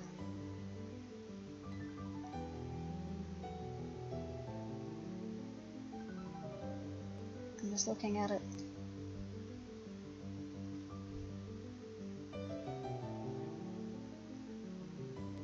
Maybe it's not concept art. Maybe I don't know what it is. That looks like concept art to me. Yeah, that didn't go quite how I had expected it to. It really... The good ending makes a little less sense to me. I mean, it's super sweet and it's nice, but it doesn't, it kind of just goes left field for me, because it seemed like, I guess initially he does be like, you know, he let her go. He just let her go and have her space. He doesn't invade. Like, whenever she runs away, he doesn't feel the need to push her back into an area. Whenever she goes to, even when she's in the classroom, he's like, are you gonna go talk to him? She doesn't make her. He's just like, hey, these people are upset. Do you want to do something? And he, actually, I guess he actually does give her a lot of space, and in that closes the distance between them, because it's not always something you can do. But then it turned into like a like time thing, and that thing with the teacher, I guess, like you could kind of see it. They always say he was like doting, and he was definitely like trying to give her opportunities, and she didn't really know what to do about them. And it was probably because she's a high schooler, she's not super sure where she wants to go with things. And maybe she goes back to him and has the art thing. I don't know. But it seemed a little contradictory to what she wanted.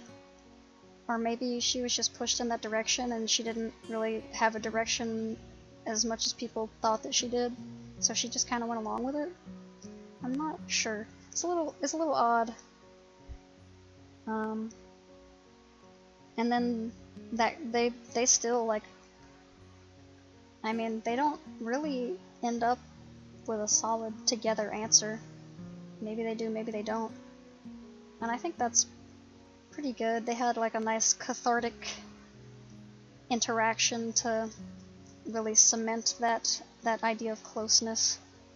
And that even in that, Hisao says that, you know, this is as close as they can ever be, but even then there still feels like there's a disconnect, which I think is very, very good of the writing, because they could have just been like, and then it was all fixed, but it really isn't. I mean, they were physically close and they're still not super sure of their feelings. I mean, even if Ren was like, I love you, she immediately is like, I don't even know what love means, but I have a feeling and I don't know how to describe it.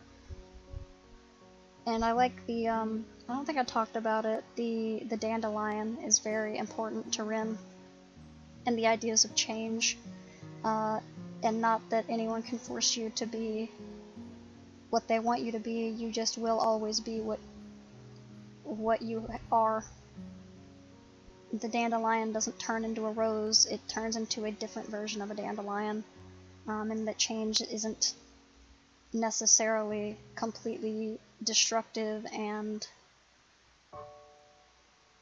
rebirth or whatever. It doesn't become something else, it just becomes a different version of itself.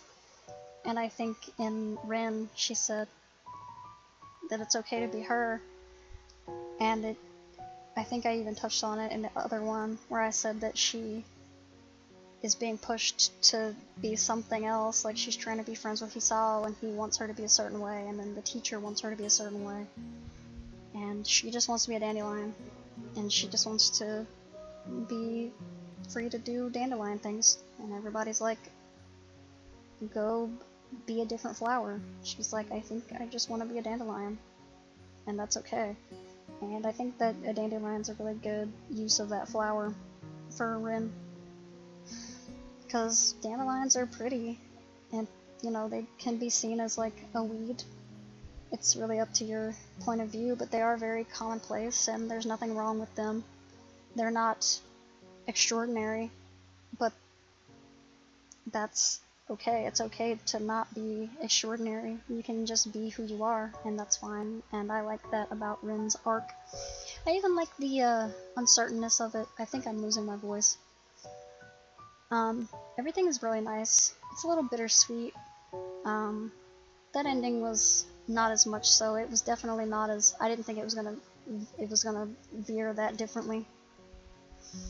I'll be interested to see if she goes back to all the art stuff. I imagine she probably will still do art because it's her best way to convey her feelings.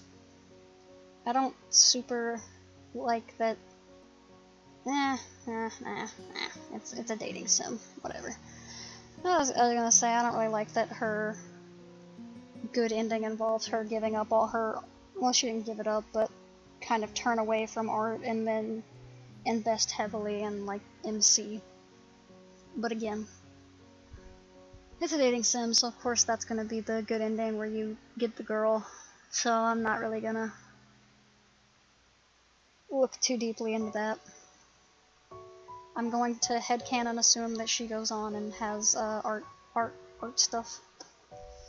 I'm also gonna check real quick to see if I got everything in her thing.